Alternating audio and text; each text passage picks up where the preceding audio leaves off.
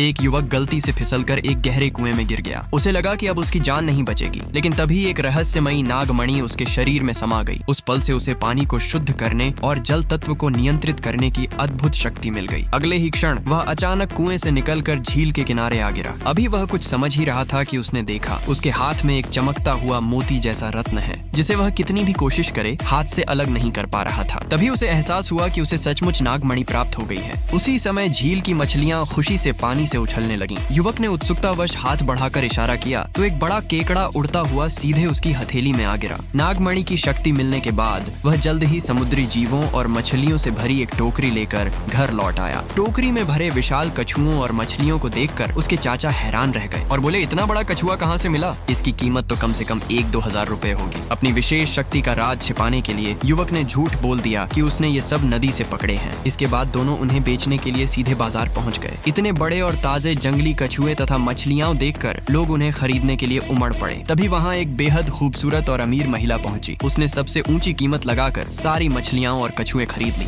यह महिला शहर के एक बड़े होटल की मालिक थी और एक प्रतिष्ठित परिवार की बेटी भी थी। युवक ने सोचा कि अगर उसके साथ अच्छा संबंध बन जाए तो भविष्य में उसकी पकड़ी हुई मछलियों की बिक्री की कोई चिंता नहीं रहेगी। इसलिए उसने तुरंत सारा माल उसी महिला को बेच दिया। अगले पार्ट के लिए लाइक सब्सक्राइब करें।